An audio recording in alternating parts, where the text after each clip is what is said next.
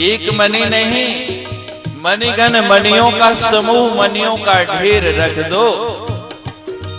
श्रीमद् भागवत और श्रीमद् देवी भागवत में आप सुनते हैं कि सत्राजित के पास समयंतक मणि थी, जहां रख दो एक मणि को सूर्य जैसा प्रकाश हो जाता था। यहां तो एक नहीं, कितने नख हैं चरणों के? 10। और एक एक नख जो है वो मणिगण है, मणियों का समूह है। एक एक नख में हजारों मणियां हैं। 10 नखों में कितनी हो गई? लाखों मणियां। जब एक मणि से दिन जैसा प्रकाश हो सकता है तो लाखों मणियों से कितना होगा? विचार करो, कैसा उजाला होगा। अंधकार सब मिट जाएगा। अज्ञान तिमिरंधस्य श्री गुरु पद नख मणिगण ज्योति। और वो जो मणियां हैं, उन मणियों को तो कहीं रखोगे, उनको देखोगे तो उससे जो है प्रकाश प्राप्त होगा, अंधकार दूर होगा। लेकिन ये मणियां कैसी हैं? सुमिरत, केवल इसका सुमिरन करना है, सुमिरत। अब बता दो कौन सी मणियां हैं? सबको गुरु ने एक एक दी है कि नहीं? बोलो, दी है ना? शब्द के रूप में, मंत्र के रूप में सबको एक एक मणि दी है। और क्या कहा है? इसको जाके तिजोरी में रखना, यही बताया, संभाल के रखना। क्या कहते हैं सदगुरु कि ये जो मैं अपनी संपत्ति जो मैंने अर्जित की है, बहुत साधना के बाद, बहुत तपस्या के बाद, मेरे जीवन भर की जो कमाई है, आज मैं तुम्हें सौंप रहा हूं, तुम्हें दे रहा हूं, इसको संभाल के रखना। अब कहते बड़े संभाल के रख। एक गुरुजी के 3 शिष्य थे, वृद्ध हो गए, कहने लगे किसी ना किसी को गद्दी सौंपनी है। कहने लगे मैं तीर्थ यात्रा पर जा रहा हूं और एक एक मणि दे दी। मकई का दाना मकई के भुट्टे से, छल्ली से तोड़ा और एक एक दाना तीनों शिष्यों को दे दिया कि इसको संभाल के रखना, तीर्थाटन करके आऊंगा तो वापस मांगूंगा। अब तीर्थाटन करने के बाद वापस आए कई साल के बाद, पहले शिष्य को पूछा, पंकज जी मैं कुछ दे गया था? जी गुरु महाराज, संभाल के रखा है महाराज, बिल्कुल लाओ, अभी लाता हूं महाराज। बड़ी सुंदर चांदी की एक डिब्बी बनाई, उसमें उस दाने को रखा, ऊपर से मौली लेके बांध दिया। बांधने के बाद फिर एक पाउच लेके उसमें डाला और जो घर में अलमारी थी उसमें रख दिया। निकाल के लाए, आज गुरुजी आए हैं, उन्होंने सुरक्षित रखने के लिए बोला था, कहा था संभाल के रखना। मेरे जैसा किसने संभाल के रखा होगा? ला के ले आया। हाँ जी, खोल, एक एक चीज खोलता गया, निकाल, डब्बी खोली, खाली। दूसरे शिष्य को बुलाया, अमित कुमार जी आपको भी देख के गया था। जी महाराज मैंने तो इससे भी संभाल के रखी, मैंने तो सोने की डिब्बी में डाल के और बैंक के लॉकर में रखी है, वहां से नहीं जा सकता, इसका दाना तो कोई चुरा गया होगा। लाओ, फटाफट बैंक के लॉकर से ला के निकाली। गुरुजी ने कहा खोलो, उसने खोली तो वो भी खाली, वहां भी कुछ नहीं। तीसरे शिष्य को बुलाया, विजय कुमार जी आपको भी दी थी कि हाँ गुरुदेव, आपने भी बहुत संभाल के रखी होगी। कहने लगे गुरुजी प्रयास तो किया है, अब कैसा संभाला है ये कह नहीं सकता, कहाँ है? यानी गुरुजी थोड़ा मुंह इधर कीजिए। गुरुजी का मुंह घुमाया, खिड़की खोली, बाहर दिखाया, हरा भरा खेत लहला रहा है, इतने बड़े बड़े भुट्टे लगे हैं, इतनी बड़ी बड़ी मकई की छल्लियां लगे हैं। गुरुजी आपने एक दाना दिया था, उसको जमीन में डाल दिया, एक पौधा निकल आया, उसमें 2-4 भुट्टे लगे, उनको फिर तोड़ा, फिर डाल दिया।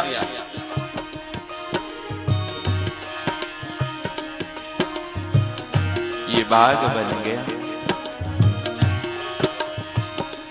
क्या कहा गुरु ने कि ये जो मणि दी है आपको, अगर इसको जाके तिजोरी में रख दिया तो जैसे उन दानों को कीड़ा खा गया, कुछ समय बाद उन्होंने अपने आप समाप्त हो जाना है। ऐसे ही जो मणि गुरु ने बड़ी साधना से अर्जित की और आपको दी और आपने ले जाके रख दी, उससे समाप्त हो जाएगी।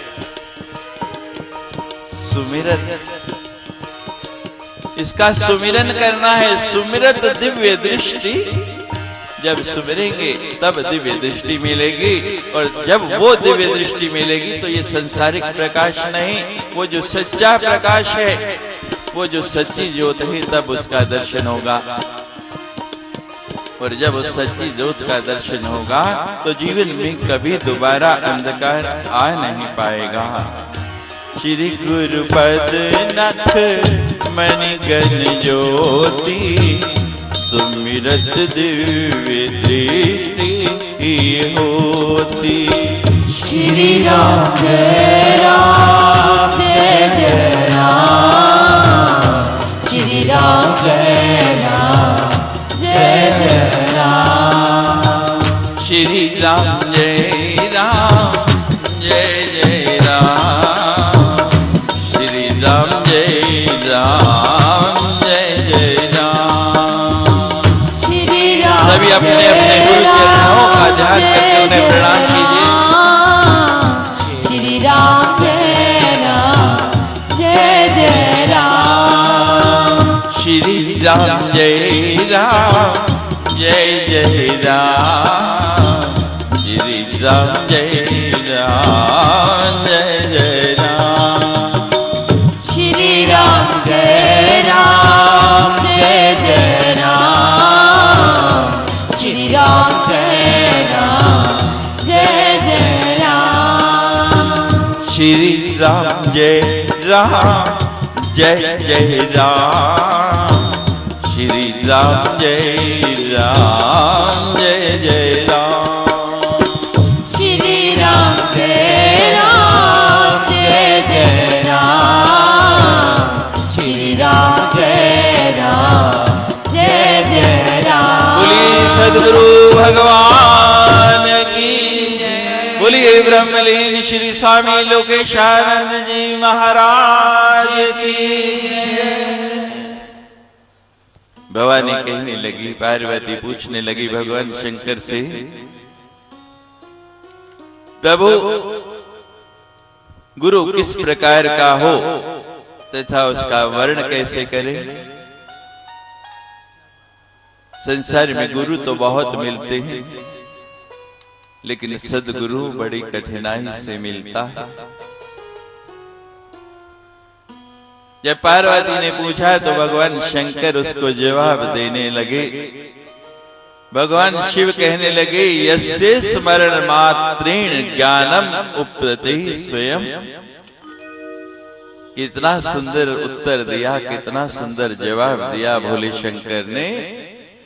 यस्य स्मरण मात्रेण, दर्शन नहीं कहा, उसके पास जाने को नहीं कहा, क्या कहा? यस्य स्मरण मात्रेण, जिसका स्मरण करने से, जिसको एक बार याद करते ही क्या हो जाता है? ज्ञानम उपयते स्वयं, उसको याद करने से ही ज्ञान हो जाए। और हमने बहुत बार अपने जीवन में इस बात की, इस श्लोक की अनुभूति की है।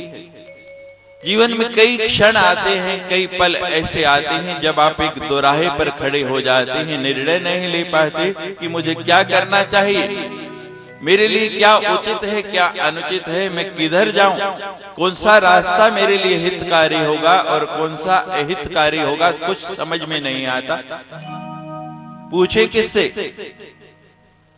भगवान शंकर बता रहे हैं किससे पूछना है, किससे उत्तर मिलेगा, कौन जवाब देगा, कौन आपको सही रास्ता बताएगा। यस्य स्मरण मात्रेण। कभी जीवन में ऐसी दुविधा आ जाए, कभी ऐसी समस्या आ जाए, तो एक क्षण के लिए नेत्र बंद कर लेना। ये अनुभूत बात कह रहा हूं, मैंने स्वयं इसका अनुभव किया है। केवल आपको नहीं, हमारे सामने में कई बार ऐसी समस्याएं आ जाती हैं। हम क्या करते हैं? नेत्र बंद किए, गुरु चरणों का ध्यान किया, गुरु को स्मरण किया कि हे मेरे सदगुरुदेव, हे मेरे दाता, मुझे समझ नहीं आ रहा, मैं भ्रांत हो गया हूं, मेरी बुद्धि जो है इस समय निर्णय करने में सक्षम नहीं है।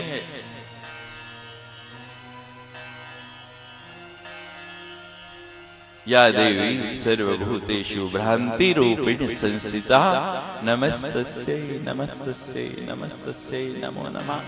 ये भ्रांति देवी मेरी बुद्धि में आके बैठ गई है।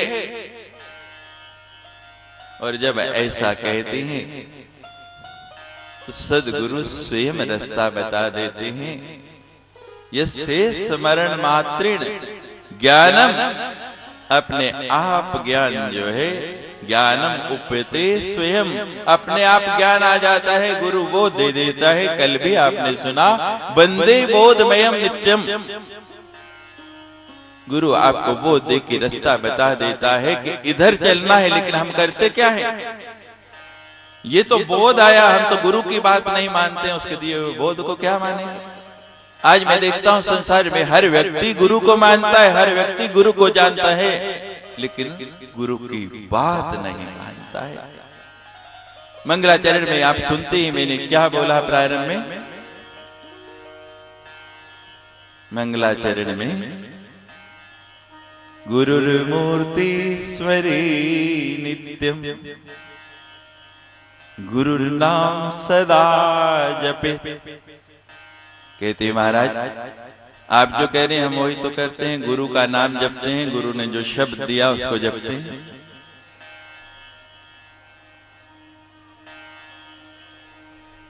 उसी शब्द को जपते हैं जो गुरु ने कहा। लेकिन यहाँ तो लिखा है मंत्र मूलम गुरु वाक्य, के गुरु के मुख से जो भी शब्द निकला है, केवल वो शब्द नहीं जो मंत्र आपको दिया, जो भी शब्द निकलता है वही गुरु मंत्र है। जब तक उसको नहीं मानेंगे, केवल उस मंत्र को जपते रहेंगे, तब तक लक्ष्य तक नहीं पहुंच पाएंगे। जो भी शब्द निकला,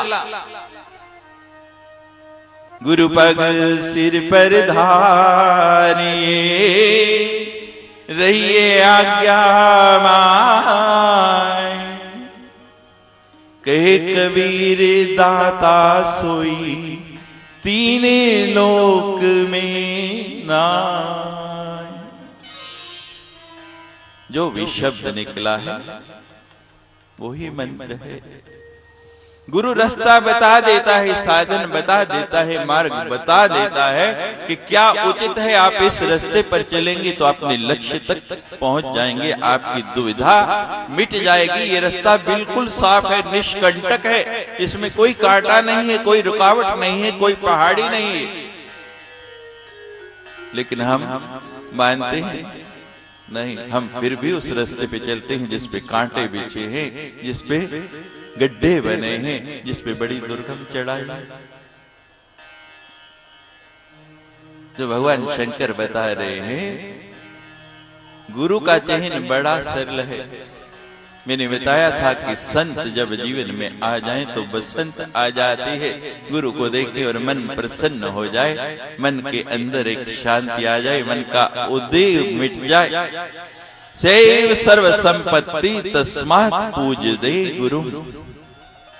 आगे क्या कह दिया? सैव सर्व संपत्ति, आपकी सारी संपत्ति, सारी संपदा, सारा धन वही है। तस्मात् पूज्यते गुरु, ऐसे सदगुरु की पूजा करो, वंदना करो। यानी होने लगे और ज्ञान से बड़ी कोई संपदा नहीं है। ऐसे गुरुदेव की पूजा करनी चाहिए, ऐसे गुरुदेव का अर्चन करना चाहिए। जब सुनने वाला अच्छा होता है तो सुनाने वाले को भी आनंद आता है। जब श्रोता को आनंद आता है तो वक्ता को भी आनंद आता है। स्वतः ही उसके अंदर से स्वयं ही शब्दों का स्तोत्र फूटने लगता है, एक अविरल झरना बहने लगता है। और जब श्रोता को भी आनंद, वक्ता को भी आनंद, तो वहीं पे परमानंद है, स्वयं सर्वत्र आनंद ही आनंद हो जाता है। अब सुनने वाली माँ पार्वती स्वयं भवानी और सुनाने वाले भगवान शंकर। ऐसा श्रोता, ऐसा वक्ता, सुनने वाले परीक्षित जी और सुनाने वाले शुकदेव जी। सुनने वाला जन्मेजय और सुनाने वाले स्वयं व्यास जी। तो वहां आनंद क्यों नहीं होगा? वहां तो आनंद ही आनंद है। भगवान शंकर आगे सुना रहे हैं, संसार वृक्ष मारूढ़ा पतंती नरकार्णवे यस्यानुधरते सर्वान् तस्मै श्री गुरुवे नमः। कहते हैं कि ये संसार रूपी वृक्ष पर जो लोग चढ़े हुए हैं और चारों तरफ जो है नरक का दावानल है, वृक्ष से उतरते नहीं बनता। और वृक्ष पे कितनी देर बैठे,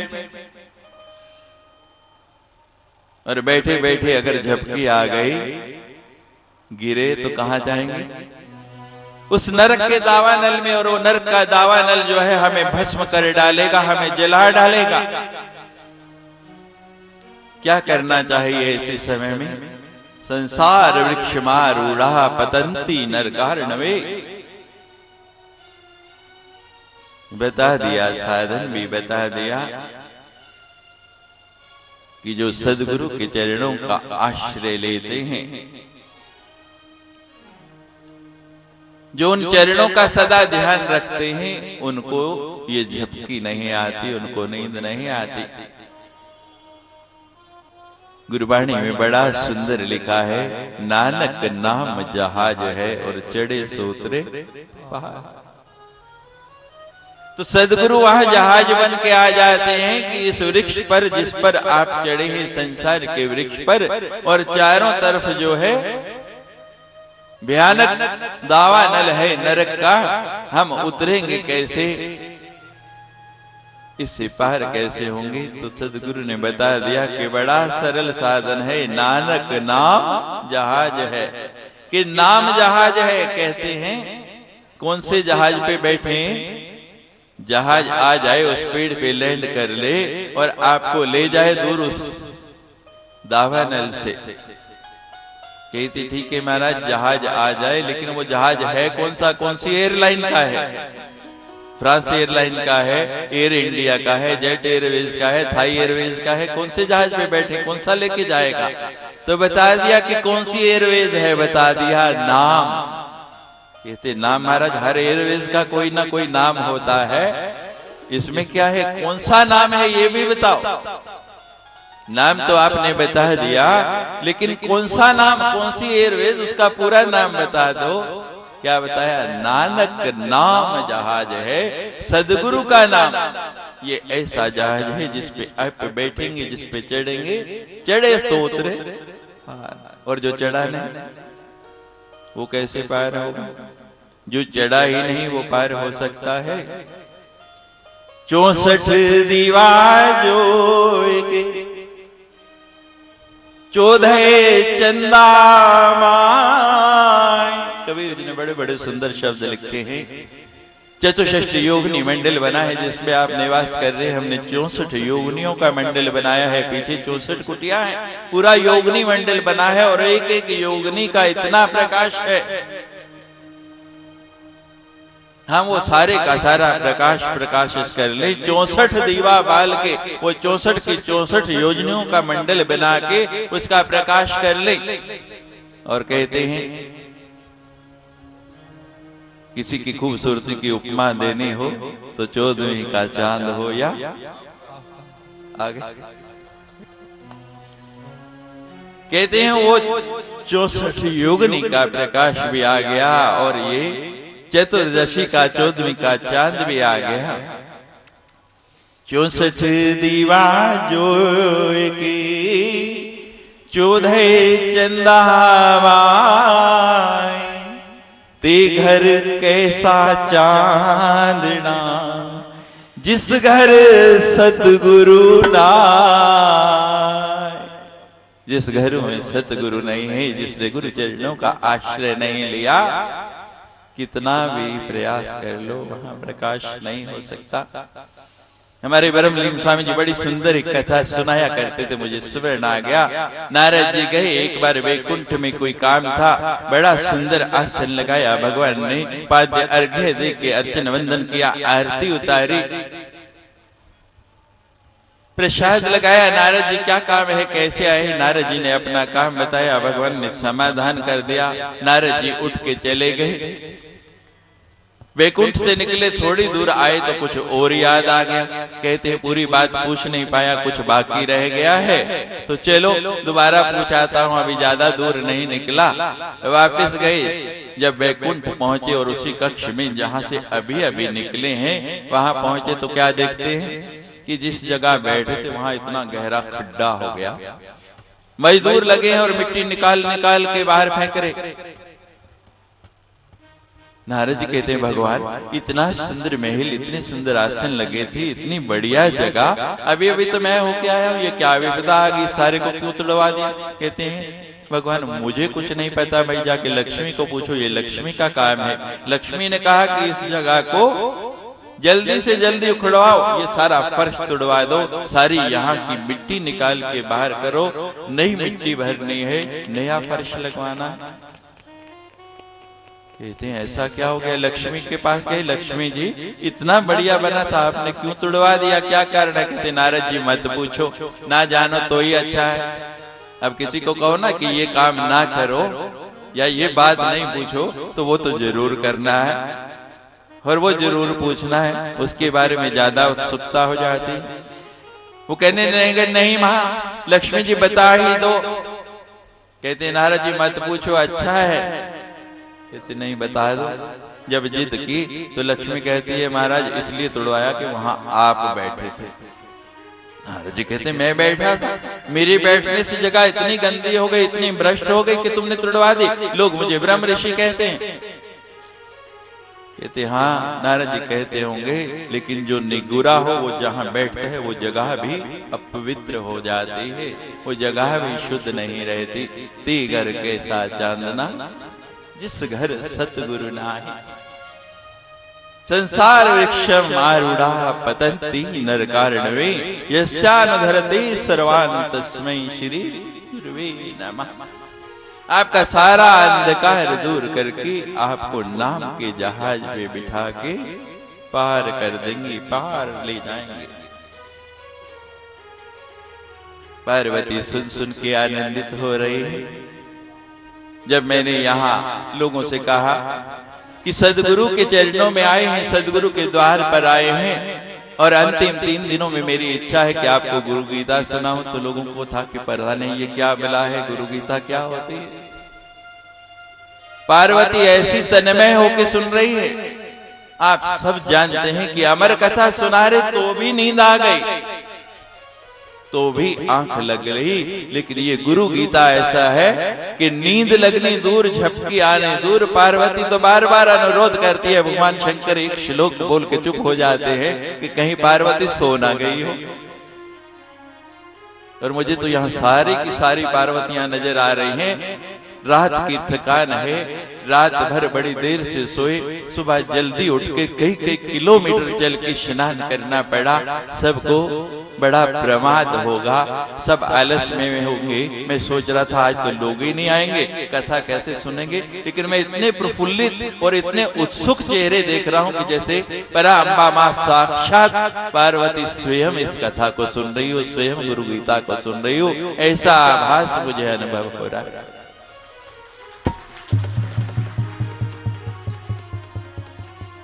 जब देखा ऐसी उत्सुकता है, ऐसी इच्छा है, तो शंकर जी अगला श्लोक कहने लगे, ताप त्रय अग्नि तप्ता नाम आशांत प्राणिमा भुवे, गुरुदेव परा गंगा तस्मै श्री गुरुवे नमः। ताप त्रय अग्नि तप्ता नाम, 3 ताप है दैहिक दैविक भौतिक, और तीनों तापों में हम जल रहे हैं प्रतिदिन। किसी ना किसी को किसी ना किसी ताप ने घेरा हुआ है, और किसी किसी को तो तीनों तापों ने घेरा है, आदि दैविक आदि भौतिक आदि दैहिक। तीनों तापों में वो जल रहा है। अब 3 तापों की अग्नि में ये शरीर जल रहा है।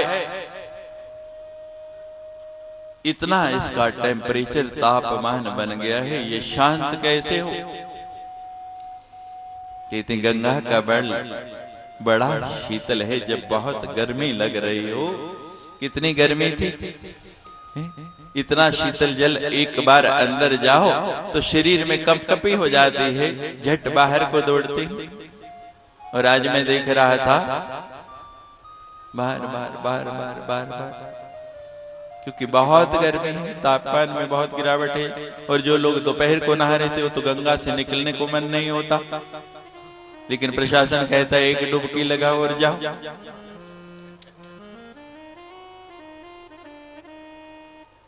जब संसारिक तापमान शरीर को लगता है, भौतिक तापमान लगता है, शरीर गर्म होता है, तो इच्छा होती है ठंडे जल में स्नान करें कि ये गर्मी मिट जाए।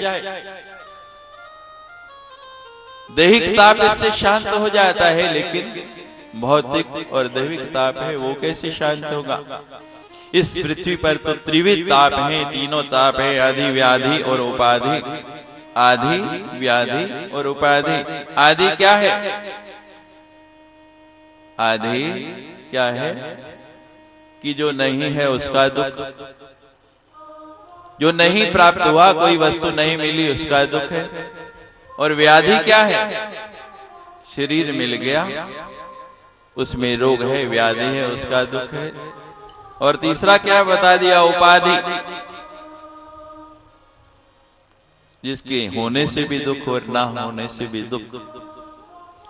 इन तीनों की अग्नि से जलने के कारण अशांत हुए प्राणियों के लिए ये गंगा भी शीतल नहीं बनती, ये भी उनको ठंडक नहीं पहुंचा सकती। कितने ही गोते लगा लो, कितनी ही डुबकियां लगा लो, कुछ नहीं होने वाला। कहने लगे जो तीनों तापों से त्रस्त है, ग्रस्त है, वो फिर क्या करे? कहा उसके लिए एक ही साधन है, वो गुरु गंगा में नहाए, गुरु गीता में डुबकियां लगाए। उसके गुरुदेव ही एकमात्र ऐसी गंगा है। अर्थात जब प्राणी आदियों से, व्याधियों से, अपाधियों से, अनेक प्रकार के बंधनों में पड़ जाता है और अपने आप को बहुत दुखी मानता है, तो उसको दुख को दूर कौन करता है? केवल सद्गुरु। उसको इस तीनों अग्नियों से, इन तापों से कौन बचाता है? केवल उसका सद्गुरु।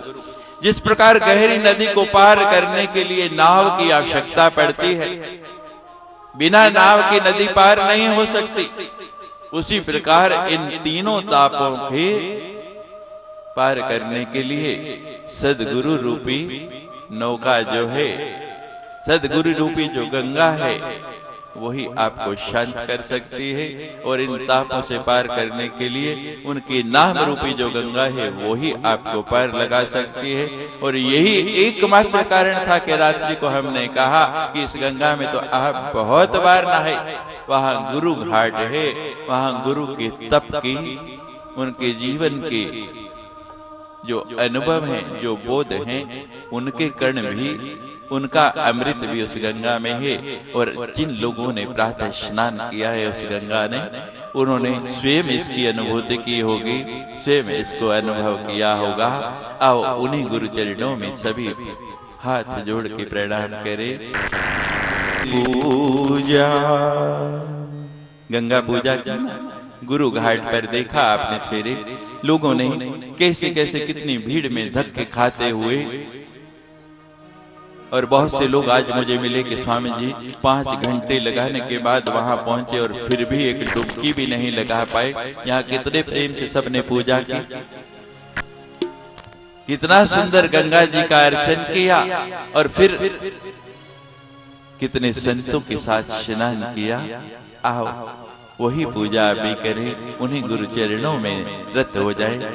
गुरु मेरी पूजा गुरु गोविंद, गुरु मेरा पार ब्रह्म गुरु भगवंत।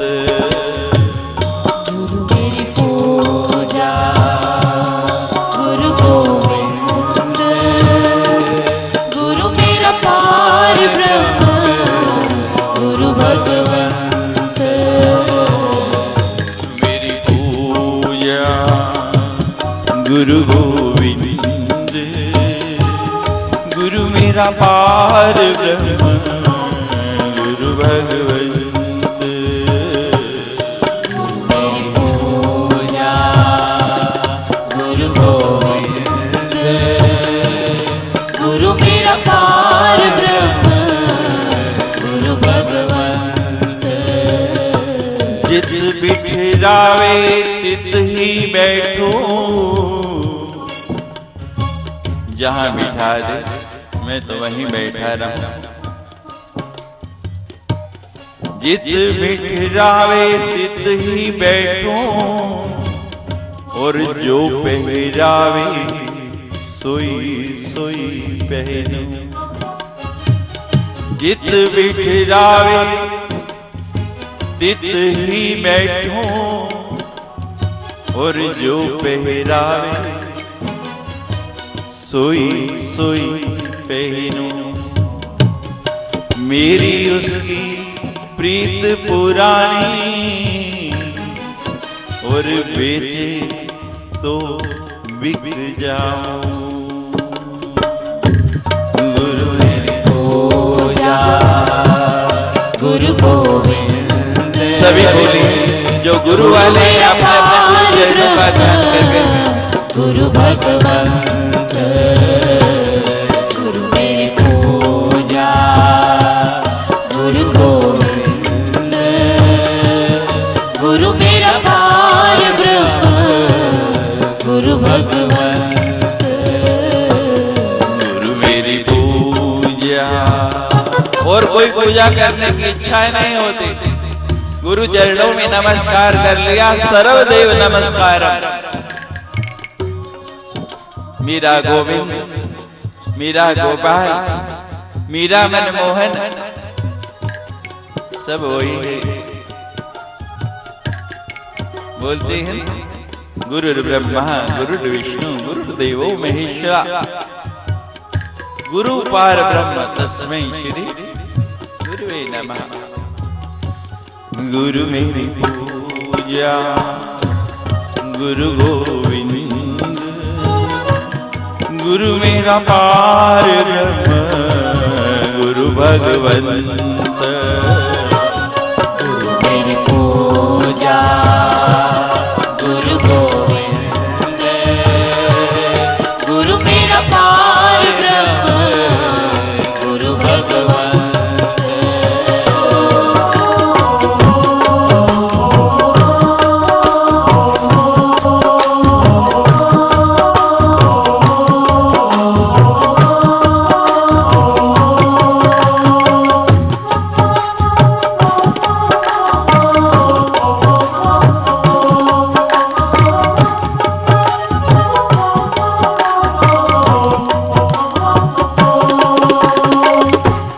गुरु का दर्शन देख देख जीवा, जीवन का एकमात्र लक्ष्य रह गया है कि जब भी नेत्र खोलूं, मेरे नेत्रों के सामने कुछ हो, मुझे किसी का दर्शन हो तो केवल गुरु चरणों का। और ना मेरी भूख रही ना मेरी प्यास रही, एक इच्छा होती है जब कंठ गुरु का नाम लेते लेते अवरुद्ध होने लगे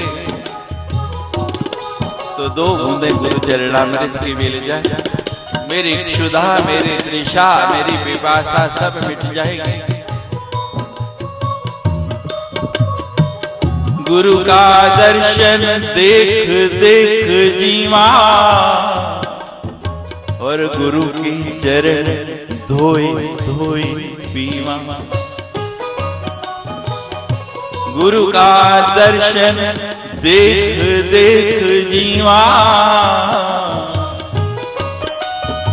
गुरु की चरण धोए धोए पीवा। गुरु बिन और नहीं है ठाओ। हर दिन जपो गुरु गुरु नाम। गुरु मेरी पूजा गुरु गोविंद। गुरु मेरा पार ब्रह्म गुरु भगवंत। गुरु मेरी पूजा गुरु गोविंद। गुरु मेरा पार ब्रह्म गुरु भगवंत।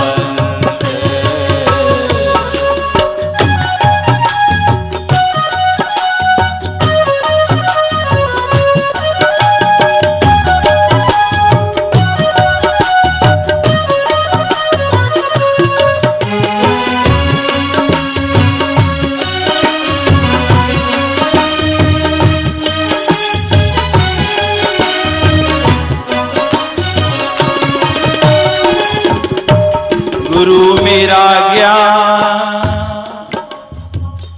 गुरु हृदय ध्यान। गुरु गोपाल सूरत भगवान। गुरु ने नाम ही दिया है। गुरु मेरा हृदय। गुरु ने नाम दिया हृदयानंद। मेरे हृदय में तो विषाद ही विषाद था। कभी शांति मिलती नहीं। ऐसा मोह माया ने जकड़ा हुआ था, ऐसा विषादग्रस्त था। गुरु ने नाम क्या दिया, अपना हृदय ही दे दिया। हृदय है जब तक धड़क रहा है तभी तक जीवन है, नहीं तो क्या बोलते हैं हार्ट फेल। क्या बोलते हैं डॉक्टर, हार्ट फेल। फिर से बोलो, हार्ट जोर से बोलो। फेल करना है या पास? हार्ट फेल नहीं करना, हार्ट पास करना है। तो ये हार्ट गुरु के पास कर दो, ये हृदय गुरु को दे दो। देखो मेरी तरह हृदय में आनंद आ जाएगा। गुरु मेरा हृदय गुरु मेरा ज्ञान। गुरु गोपाल सूरत भगवान। गुरु पे दे तन मन वार। गुरु पे दे तन मन वार। गुरु के चरण कमल बलिहार। गुरु मेरी पूजा गुरु गोविंद। गुरु मेरा पार ब्रह्म गुरु भगवंत। गुरु मेरी पूजा गुरु गोविंद। गुरु मेरा पार ब्रह्म गुरु भगवंत। जोशी के पास जाते हैं, हमें भी रोज लोग मिलते हैं, ट्रेन में, प्लेन में, गाड़ियों में, बसों में। बाबा जी हाथ देखना आता है, कुछ भविष्य बता दी। मैं कहता हूँ मुझे नहीं आता। जहाँ भी आते हैं हाथ आगे कर देते। कोई जोशी आपके हाथ की रेखाएं देख के भविष्य बता भी दे। कोई अखबार आता है, पत्रिका आती है तो पहले राशिफल का पन्ना खोलते हैं। टीवी खोलते हैं तो सवेरे सवेरे पहले कहाँ भविष्य आ रहा है, क्या बनेगा उससे। बड़े से बड़ा संसार का जोशी आपका भविष्य बता भी दे, ठीक ठीक भी बता दे, उसको बदल तो नहीं सकता। बोलो, बदल सकता है? केवल बता सकता है, बदल नहीं सकता। मैं फिर दोहरा रहा हूं, केवल कह ही नहीं रहा, कथने तज करने करे तो विष अमृत होए। ये मेरा अनुभव है, ये मेरे सद्गुरु का दरबार लगा है। आज दूसरा दिन है, कल आखिरी दिन, फिर पता नहीं कब मेल होगा, समय हाथ आएगा या नहीं आएगा। जो समय मिला, अहो मंद मन अवसर चूका, ओ मेरे मंद मन अवसर चूक गया, और बाद में फिर पछताए हो तो क्या। जब परसों ढूंढते भी रहोगे तो यहाँ कुछ नहीं मिलने वाला। चंद्रमा समुद्र में था, समुद्र ने उसकी कदर नहीं जानी, और समुद्र मंथन हुआ, चंद्रमा जाके आकाश में विराजमान हो गया। अब पूर्णिमा आती है तो छलांगे लगाता है, ज्वार भाटा उठता है कि समुद्र उछलता है, मैं चंद्रमा को पकड़ लूं, पकड़ सकता? कितना भी उछले, कितनी भी छलांगे लगाए, जो समय चला गया, गया वक्त हाथ नहीं आता, और मुख से निकली बात वापस नहीं आती। ये सुंदर अवसर है, इसको खो नहीं। ये अनुभव की बात बता रहा हूं। जोशी आपका भविष्य बता सकता है, बदल नहीं सकता, लेकिन ये मेरे सदगुरु का दरबार है। आज उसके नाम में कीर्तन कर लो। मैं सचमुच आपको कहता हूं, विश्वास ना हो तो अजमा के देख लेना। यहाँ जब आप ताली बजाते हैं, घिस घिस की आपके हाथों की लकीरें बदल जाती हैं, आपकी तस्वीरें बदल जाती हैं। गुरु मेरी पूजा, गुरु गोविंद, गुरु मेरा पार ब्रह्म, गुरु भगवंत। गुरु मेरी पूजा, गुरु गोविंद, गुरु मेरा पार ब्रह्म, गुरु भगवंत।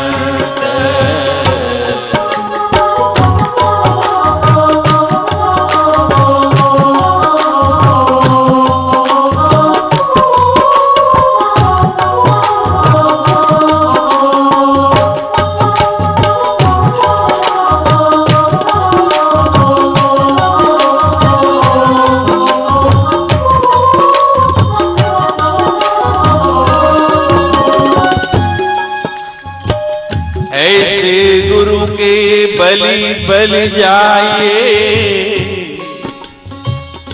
बलि बल जाए, बलि बलि जाए। ऐसे सदगुरु मिल जाए, बलिहार रास्ते के कंकर को मोती बना दिया। कहां से लाके मुझे कहां बिठा दिया। ऐसे गुरु के बलि बल जाइए, आप मुक्ति और मोहे तारे। स्वयं भी मुक्त और दूसरे को भी मुक्त कर दे। जो स्वयं बंधा हुआ है वो दूसरे को मुक्त कर सकता है, उसके बंधन खोल सकता है। जो स्वयं बंधन में है वो दूसरे के बंधन नहीं खोल सकता, लेकिन जो स्वयं बंधन मुक्त है वो दूसरे को बंधन मुक्त कर सकता है। गुरु की शरण रहो कर जोर, गुरु के चरणों में दोनों कर दोनों हाथ जोड़ के नित्य प्रति गुरु की आराधना करो, गुरु को नमन करो। कहीं भी आप जाते हैं, हमारी वैदिक संस्कृति में प्रथा है पहले क्या करते हैं आप जाके नमस्कार करते हैं, नमन करते हैं, फिर क्या करते हैं पुष्प भेंट करते हैं, सुमन। जब हम नमन करते हैं, नमन का क्या अर्थ है, क्यों नमस्कार करते हैं, क्या कारण है, कभी विचार किया आपने? क्या शब्द है, बोलिए नमन, बोलो नमन। नमन करते हैं ना, नमन कि ये मेरा मन जो है नए मन हो जाए, अब संसार से हट जाए। और जब नया मन हो जाता है तो फिर क्या होता है, सुमन, सुंदर मन बन जाता है, पुष्प की तरह खिल जाता है। पुष्प इसीलिए अर्पण करते हैं कि हमने नए मन कर दिया है, अब हमारा ये जो मन है इसका नए हट गया है, आप इसके साथ सू लगा दो, इसको फूल बना दो, सुमन बन जाए। और जब नमन करके ये मन सुमन बन जाता है तो फिर अमन आ जाता है, शांति आ जाती है। गुरु की रहो कर जोर, गुरु के बिना नहीं कोई और। मेरी पूजा गुरु गोविंद,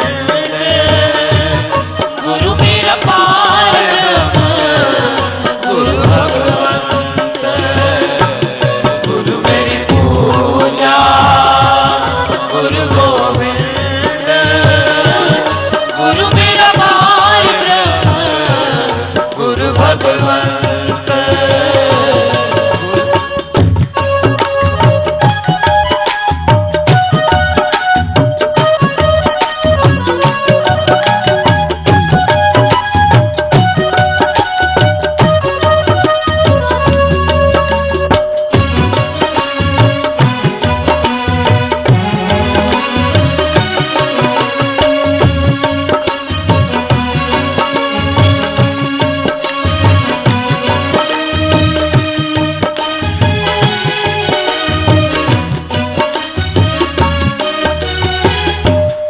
सद्गुरु लावे भव से पार,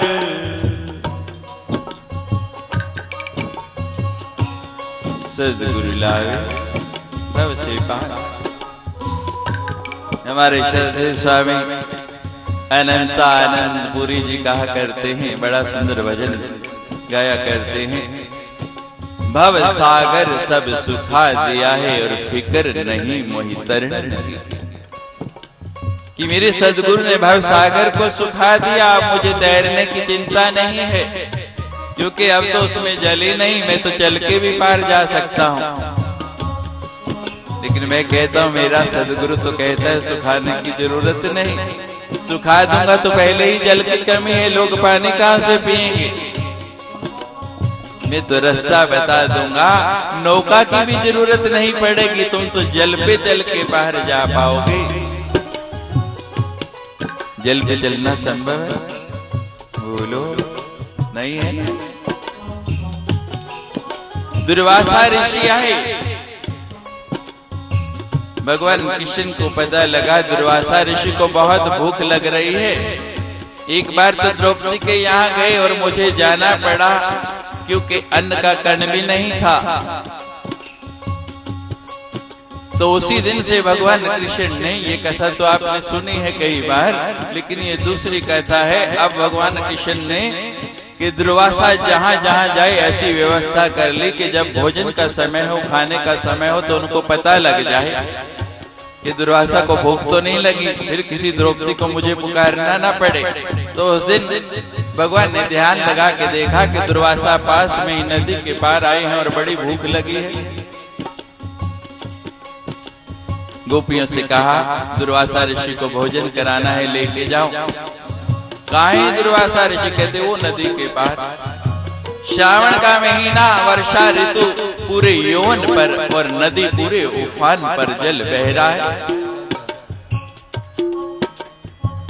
गोपियां कहती हैं महाराज हमें तो तैरना नहीं आता, भगवान हम कैसे जाएं? ये महाराज के बाद की घटना है। भगवान कहने लगे गोपियों से कि नदी से जाकर कह देना कि यदि कृष्ण परम योगेश्वर है तो हमें रास्ता दे दे। अब गोपियां कहती हैं भगवान की आज्ञा है, उल्लंघन भी नहीं कर सकती। और 16,008 रानियों के पति और कह रहे हैं योगीश्वर।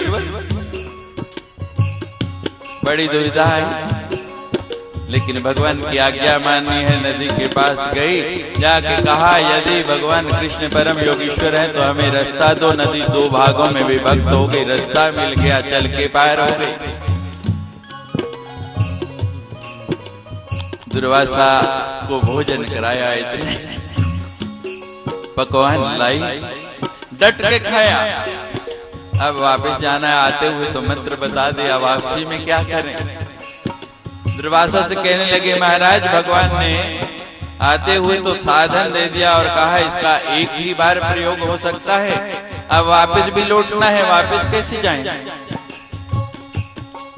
दुर्वासा कहते हैं नदी को जाके कह देना कि यदि दुर्वासा 7 जन्मों का भूखा है तो हमें रास्ता दे दे। कहते हैं अब तो मरी, अब तो डूबी, अपने हाथों से खिला रही है और इतना डट के खाया है और कहता है 7 जन्म का भूखा। जाके नदी से कहा, डरते डरते नदी फिर 2 भागों में विभक्त हो गई, पार हो गए। सद्गुरु वचन वेद विश्वासा, सद्गुरु के वचनों पे विश्वास करना सीखो। कैसे? जैसे वैद्य के डॉक्टर के वचन पे विश्वास करते हैं, डॉक्टर कहता है आपको बेहोश करना है, उसके बाद मैं आपकी शल्य क्रिया करूंगा, उसके बाद ऑपरेशन होगा, आपको एनेस्थीसिया देना पड़ेगा। आप कहते हो कर दो, और किसी को करने दोगे? तो ऐसे ही जो सद्गुरु कहे वेद की तरह उसके वचन पे विश्वास करो। कहो बेहोश कर दो, आज दुनिया को बुला दो, आज दुनिया का विस्मरण करा दो। देखो कैसा ऑपरेशन करके आपको कितना सुंदर, कितना बढ़िया बना देता है। कोई रोग नहीं रहेगा, कोई विकार नहीं रहेगा। एक बार समर्पण करके तो देखो, लेकिन होता नहीं, बहुत कठिन है। सद्गुरु लावे भव से पार, और क्या लाभ है? यम का भय बड़ा सताता है। संसार का कोई ऐसा व्यक्ति नहीं जो मरने से डरता नहीं, मृत्यु से डरता नहीं। इस मृत्यु के भय से कौन छुड़ा सकता है? परीक्षित को कितना भय कि 7 दिन के बाद मेरी मौत आनी है। आके तक्षक ने डसना है, साधारण मृत्यु हो जाए तो इतनी पीड़ा नहीं होती, लेकिन सर्प आके दंश करे तो कितना कष्ट होगा, कितनी वेदना होगी। इस वेदना से कैसे छुटकारा पाया जाए? सद्गुरु के चरणों का आश्रय ले लिया, जरा सी भी पीड़ा हुई, जरा सा भी कष्ट हुआ तो इस यम की वेदना से आपको सद्गुरु ही छुड़ा सकता है। सद्गुरु लावे भव से पार,